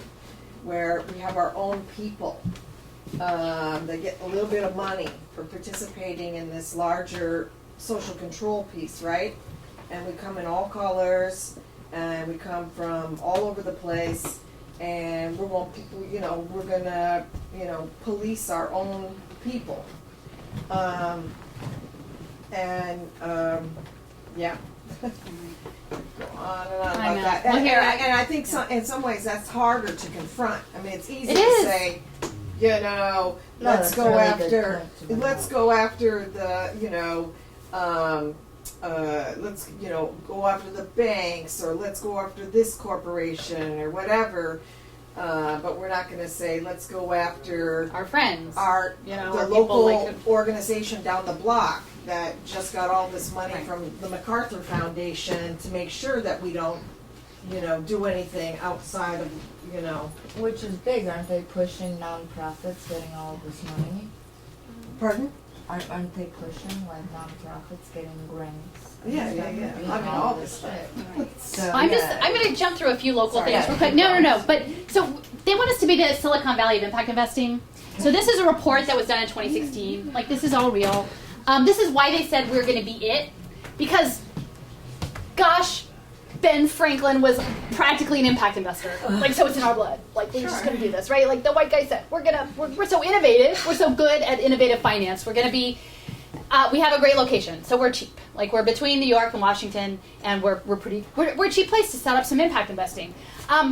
We got a lot of rich people who are looking for a new vehicle, and we have people who know about how to make things like impact securities, and we have a lot of academics who are willing to kind of help, right? Like, sell out with our system, and we've got a lot of customers, right? So all these governments are like, well, we have serious problems, we need help, right? And they're very happy to take that up, and then also amenable elected officials who are setting up the laws. So Wolf, for instance, signed Pay for Success. So that's why we're going to be it. They organized it, surprise, surprise, behind closed doors for 2 years. They doubt there were any poor people behind the closed doors to ask to get the financial return from the entrepreneurs on their investment. So these are two key players. Impact PHL does the social impact finance piece, and the Ben Franklin Technology Partners does the tech piece. So there you go. There's Judy Wick, Sustainability Network. So that's that piece. So these two things, fintech, finance, and tech, are intertwined and critical to impact investing, because this thing doesn't work unless you can get real-time data quick. So those things go together. Actually, Judy was at the event that we protested. She was at the Total Impact Conference. I had a conversation with Daryl Clark at City Hall like 4 years ago when I was protesting testing. This is like my anti-testing shirt. And about the Keystone exams that were going to keep kids from graduating high school. And he was like, no. We need these challenging tests, and our economic future is EDS and meds. That's what EDS and meds. You hear EDS and meds. And so the interesting thing about EDS and meds, at the time I thought like jobs in EDS and meds, right? Like people working, like their work meaning like have a job. And what I'm realizing after the fact is actually it's data. They want EDS and meds data. They want us for our data. The schools and the health centers are the data harvesting nodes. So when he said EDS, and maybe he doesn't even know it, right? I was like, oh, you want nurses and teachers. No, actually, you just want people plugged into online systems to get their data through EDS and meds. So the other big piece of this is real estate. And this is something I think somebody mentioned, that there's another talk coming up on real estate and gentrification. And I think a lot of folks in the city understand issues of gentrification, understand issues of affordable housing. They don't quite realize how it intersects with impact investing. But the impact investors do, because they set up in the federal budget that passed in the end of December 2018, there was something called investing in opportunity zones. So this new federal level legislation said governors could identify up to 25% of their low income census tracts. So this is federal. And this is no money out, but essentially what it does is if you invest, put money into a development in a zone or a business, probably an impact business, and you hold it for 10 years, you never pay capital gains. You can roll your investments in, so you can make it a tax shelter. And then whatever you get off the secondary investment, if you hold it 10 years, which isn't a long time for these folks, they've got a lot of money, you don't have to pay any capital. So there's going to be a bomb at the end of that 10 years when there's no money for anything, even less money, right? So this is where the zones are in Philadelphia. Okay, this is Center City. This is West Market Street. Okay, does this what does that mean? This is North Broad Street. This is Brewery Town. This is, where's Mantua? Mantua's in there. Point Breeze. These are not, I'm all for affordable housing. These are using it to interpret gentrification. That's what these zones are. And the businesses including are charter schools. So charter schools are one of the people that's supposed to invest. So yeah, so there's the charter schools. The reinvestment fund is part of this. This woman, Shannon Sturman, I ran into her in Washington. They actually funded, so we're talking Silicon Valley. I know what's going on in Silicon Valley. One of their housing social impact finance programs called Welcome Home. The deal evaluator for Welcome Home is Palantir. Palantir is Peter Thiel's company from PayPal. They're involved in predictive policing and border and customs patrol. So you're a person of color in San Jose area and you need housing, Palantir is going to be looking at your data. And it's going to be stored up in Amazon Web Services. So the reinvestment fund was actually behind that. Philly, Silicon Valley. They knew what they were talking about. The head of the Philadelphia Fed, so here he is again. They're doing a prosperity symposium in January with Michael Nutter. So they're going to make a whole lot of money off of poverty on economic growth and mobility. Probably all of our nudge things are going to be coming out of these businesses. The other piece is in the fall. There was a big thing about reinvesting in Philly. People were tweeting like crazy about it. Like, oh my gosh, the banks have just realized redlining is a bad idea. Yeah. We feel so bad about it. We're going to make it right, okay? And we're going to make communities where hospitals are the centers of the community. I was like, hospitals are the center? Like, if you were going to make the center of your community, like, I'm not anti-hospital, but I don't know that I picked that was going to be the anchor. Why is hospitals the anchor? Well, because they're going to run it on data. They're going to run it on poor people's health outcomes data. And the other piece, and this goes back to Kaiser, what you were saying about, who's talking about the insurance companies or the ACEs scores and Kaiser.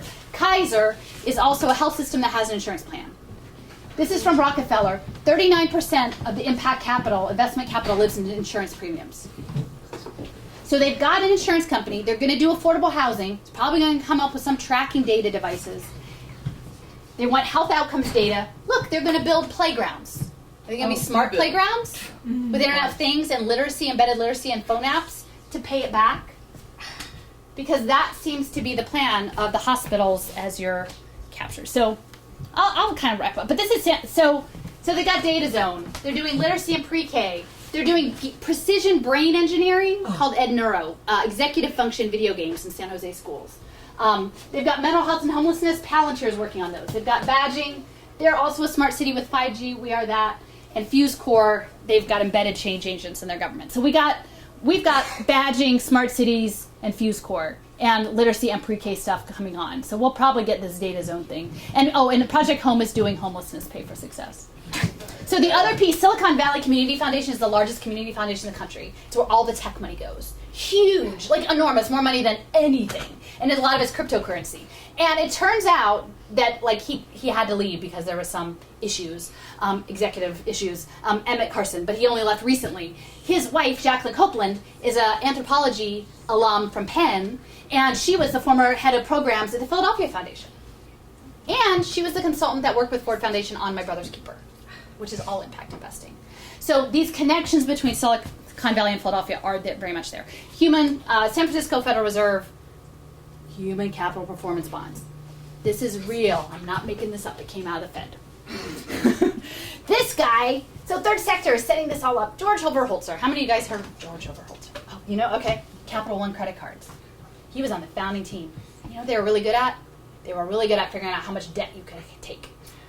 Predictive analytics. Before cloud-based computing in the 90s. They were really good at it. That was their specialty. So he did that, and then he took over nonprofits and re-engineered them. And then now he's doing Pay for Success. So he's setting up almost all the stuff in Silicon Valley now. Okay, so there's Palantir. If you don't believe me, but they're homelessness breakthrough, right? Like risk profiling people through Palantir. The other interesting piece is human capital tracking. So Palantir does philanthropy around human trafficking, right? It's called philanthropy engineering. It's like, yeah, I'm really against human trafficking, right? But their whole point of human trafficking is knowing where everybody is all the time. Right? So they've got a cover, but they're policing and border patrol. Whatever refinements they have in their pro bono business side comes back. So the other piece of this is Strive, which was working with United Way on the pipeline. They got their start with KnowledgeWorks and Procter & Gamble. So I don't know if you guys know Procter & Gamble. Yeah, they're really good at branding and supply chain tracking. And they created Internet of Things. It was an Oil of Olay salesman who noticed that there was a particular lipstick brand that was never in stock, and he figured out inventory management. So Michael Nutter, I'm just going to go real quick. So Michael Nutter, he's with Ridge Lane now. Boo, Ridge Lane, Tom Ridge. He set up a new thing to set all of this up. It's at the apex of public and private sectors. And their areas are education, sustainability, real estate, IT. That's really cyber defense, right? And so I mapped all of these guys. 12 former governors, bipartisan, many high-level military and intelligence folks. And quite a few education folks, including, until I kind of made a bit of a stink about it, Dr. Haidt. So he was on there too. But Michael Nutter is the head of their mayor's council. So but when I talk about green, corporate greening, there we go. Like, why is no progressives talking about the fact that Goldman Sachs has a whole green bond division, and folks like this are really well positioned to do the next thing.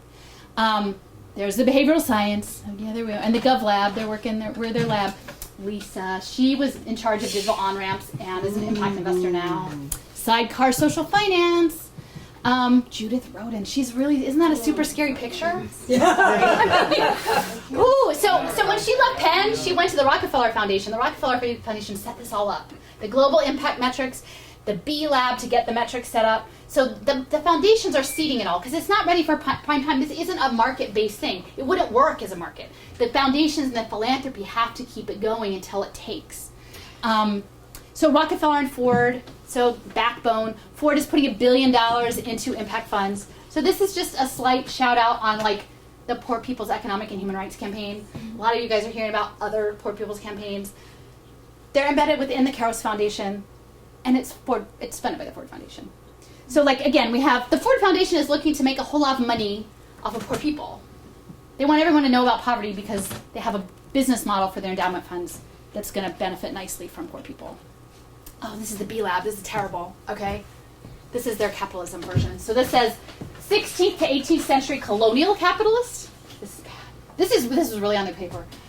The 19th century industrial capitalist, the 20th century shareholder capitalist, and the 21st century stakeholder capitalist. So this is the B Lab. It was funded by Rockefeller to make the metrics, the game rules. They all need the numbers to agree on the same numbers to make the game work. Lumina Foundation, major funder, they put in, this is out in Berwyn, 1.8 million. This is student debt, Lumina. And So what's Lumina going to do about student debt? oh, they're going to have income sharing agreements so that and it's micropayments, and they'll reskill you with your badges, and you'll never get out because you'll never get the job to pay it back. Sorry. Jim Kenney was tight with the B Corp people. So this is from their timeline in 2009. Please hold. A press release planned to go out tomorrow to introduce the first B Corp tax break. So Kenny's been in on it for this whole time. He may not understand. Like, I mean, I give it like Nutter's a pretty smart dude, but he's been rubbing elbows with these folks for a long time. So again, this sustainable business network and green capitalism is a cover on top of essentially the privatization of Medicaid, all of public education, housing, everything, all of government systems. Like shade-grown coffee and fair trade textiles are going to be like the look, we're being good and green.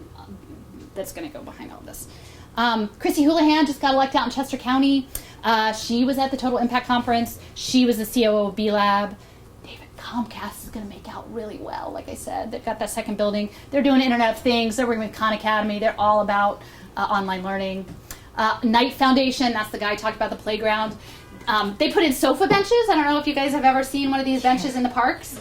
The public-private partnership brought them. They're surveillance benches. They count people. I don't know what else information they're collecting. They came out of MIT, the War Machine. So I'm like, oh, well, this is like COINTELPRO, right? Like with Internet of Things. So this woman now is going to run their investments, reimagining the civic commons. So let's do that. Let's reimagine the civic commons with ubiquitous computing and surveillance. Duckworth is a big piece. She's taking Chan Zuckerberg money, Grit, and the digital nudges. She made a pitch to the MacArthur Foundation that we would all be better if we made good decisions with technology. And so she was lined up partners with KIPP and Philadelphia schools and New York schools and Summit, but that didn't get funded through MacArthur. Got funded by Mark Zuckerberg. Wereback, he's another Wharton guy, very big on blockchain and gamification. Apps to track pregnant moms, apps to see how much you talk to your kid for impact investing, surveillance play tables. They have cameras embedded in it to track how kids play together and make rubrics on their social skills. I went to these folks. This is totally bipartisan. So like you can see, I went to this event in Washington where I handed these out. Like this is my like little hokey thing to the Goldman Sachs lady. Please don't put kids on surveillance play tables. And they all knew. Smart Playgrounds, Jefferson Health, and badging, incarceration. This is the online therapy that MacArthur funded in 2014. Yeah, this guy is Krasner's chief of staff. They called him the behind-the-scenes rainmaker, right? Right. Former intern of mine. Okay, there you go. People gotta eat, right? So there's a chance, Zuckerberg. We would do better by justice if we just have more data. That's, but Soros, funded money to get Krasner elected. Soros is funding Heckman's Impact Center 100%. So that's really weird. Soros is funding the Milton Friedman Economic Policy Center. So if you want to have your brain explode a little bit, that's how much money is behind this. Everybody's in on it. Hustle Score. Omar Woodard, I don't know if you knew, he was running against Darrell Clark for Fast Minute. He's with the Greenlight Fund.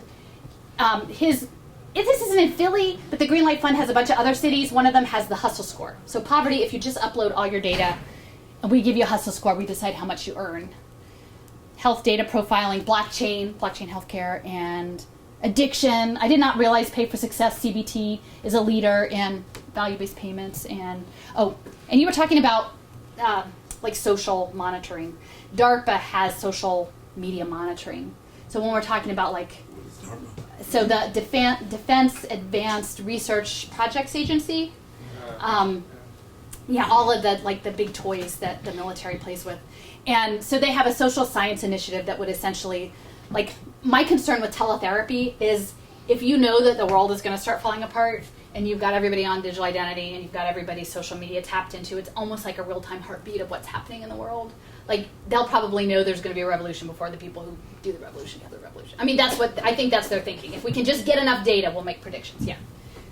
My son had a friend whose mother was responsible for setting up websites, for studying websites and the psychology behind how they set up the websites. That was her full-time job.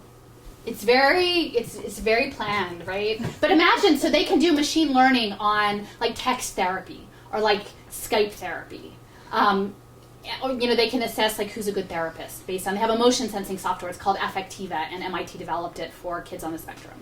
But now they're using it to do A/B testing on movie trailers, right? That's where this stuff all goes. So, I'm just gonna. So opioids, terrible problem, terrible, really harmful. Obama. This says Pay for Success Opioid Research Guide.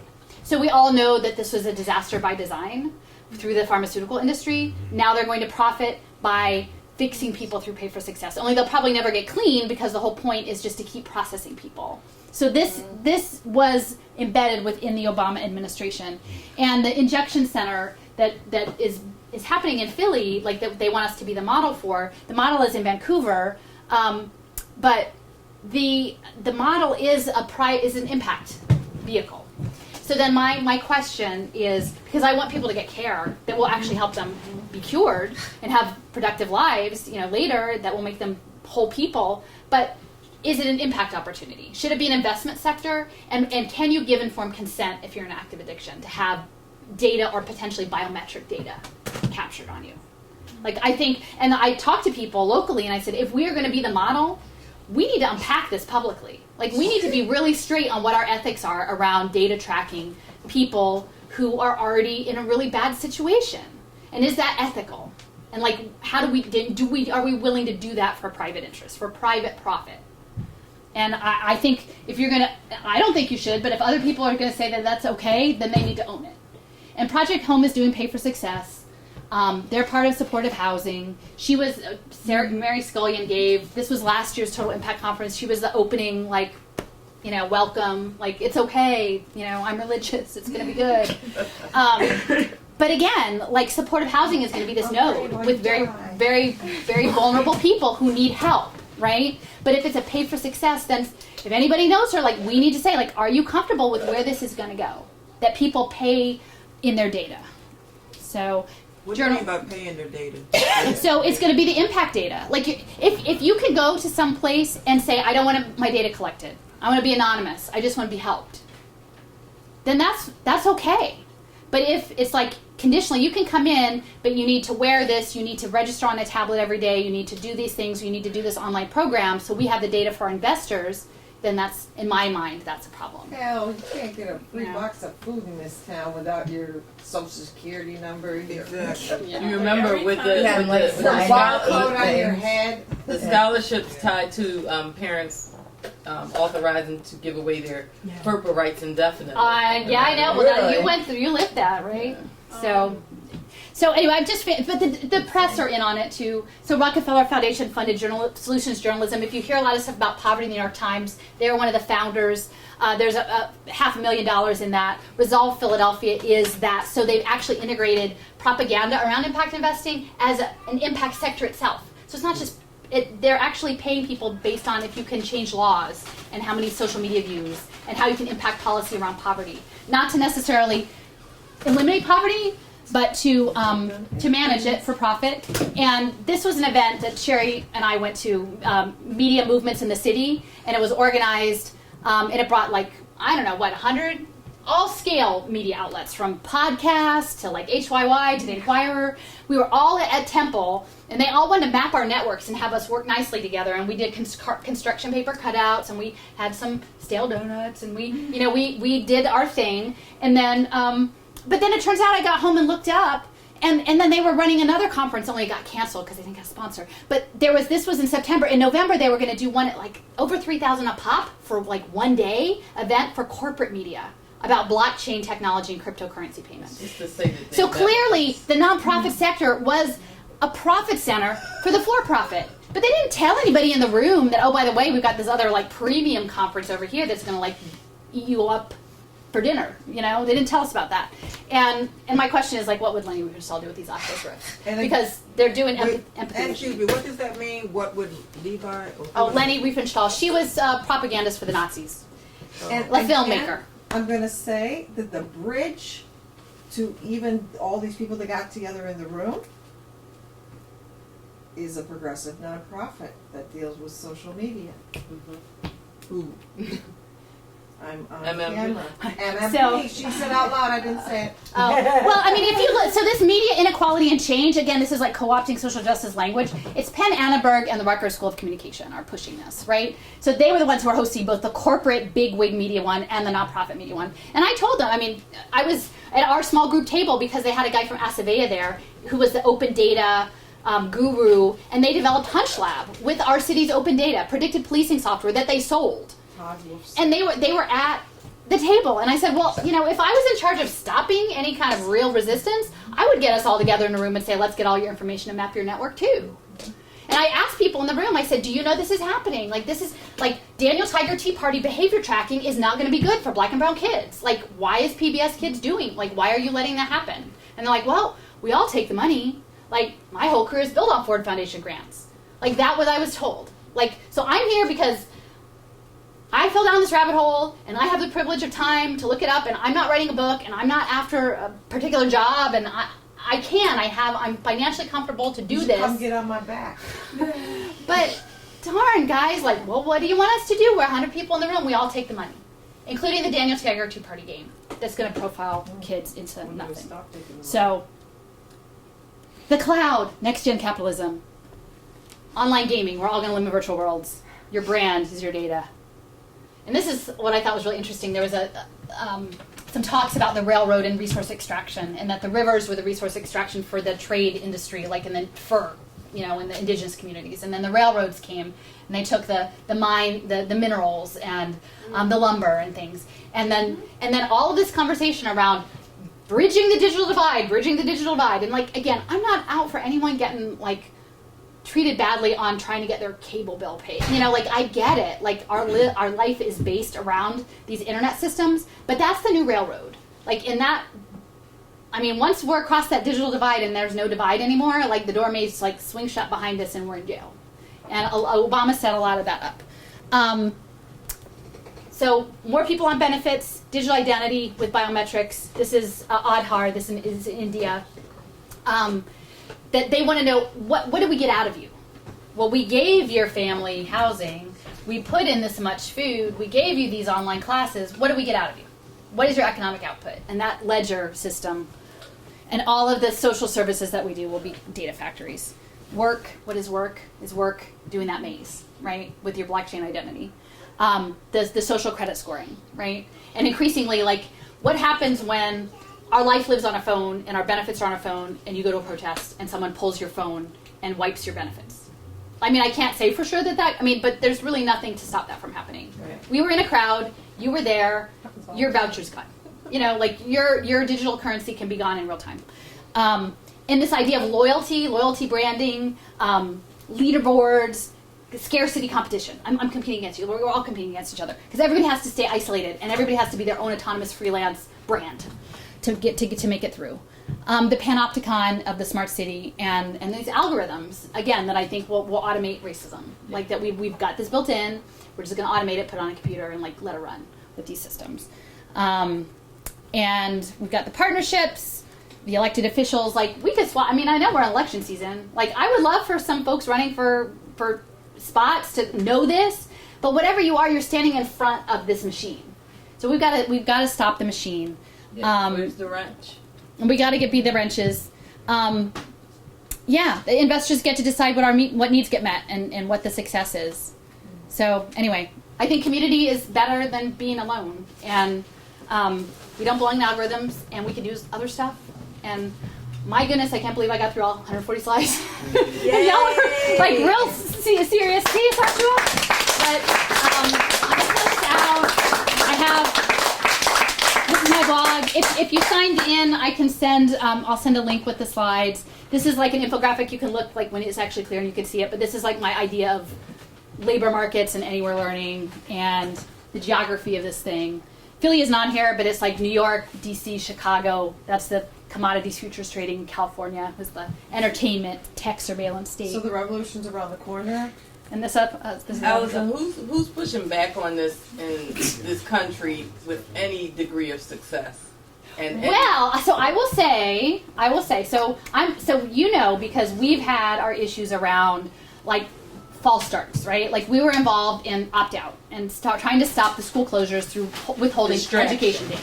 Well, and I'm not, like we built stuff, right? Like we made relationships that were valuable, but that wasn't the tool. So I'm trying to think ahead, like what is the tool? So I don't think privacy is the tool, because privacy will just let this thing happen faster, especially if we all are like, oh, okay, it's private, I don't mind being impacted. So the other piece is, I think digital identity and pay for success, stopping that. If we can stop outcomes-based contracting, if we can say, no, you pay your taxes and we have accountable systems that are run publicly and that the public can hold accountable. And I think digital identity, I think having a public right to access the public sphere outside of a digital identity system is hugely important. So I will say I've actually drafted 2 resolutions to that effect, opposing pay for success finance and opposing the use of digital identity systems that have passed a state level organization, which I think could be a model to at least educate people as to, because it is framed within the framing of these resolutions are that economic systems in the history of the United States have oppressed black and brown folks and made them unduly reliant on these systems that are predatory. And now the level of predation is morphing into something even worse. And so knowing that, we should say no to these systems. Right. And I think I think it's an educational opportunity. So we had a little test floaty balloon that like was positive. And so I think we all need to like figure out how to keep having the conversation and move that out. Anyway. Well, yeah. for I know my question about who's pushing back, that's what we need to know too. Like in the country, like who has a modicum of success to actually put this in layman's terms? Where at one point we were asking about open algorithms. Even if they are, we're still not going to be able to understand. So this, my understanding is several states have successfully pushed back on compulsory home visit programs, which is good. Again, this is where my world gets a little tippy, is that like the folks who are really good about organizing against that were on the conservative side. And that's realistically, like I have to say, I had someone who was the treasurer of a conservative state, like reach out to me through my blog because they were concerned about Pay for Success. If they have that privilege, at this point, we can't hold that against them. No, I mean, I'm sharing my information freely with everyone. Right. Yeah. But what I'm saying is, like, we need to figure out, because the issues of the nonprofit industrial complex, the grant complex, they're like, but they're a nice person. Like, I'm not saying you're not a nice person. Right. I'm saying you're in this machine. Like, we're all in this machine to some extent, right? Some more than others. Some have the privilege of calling it out more than others. Yeah, can we- so I'm not. Can we turn that off now, or do you still All right. want that on? Fine. Yeah. So anyway, so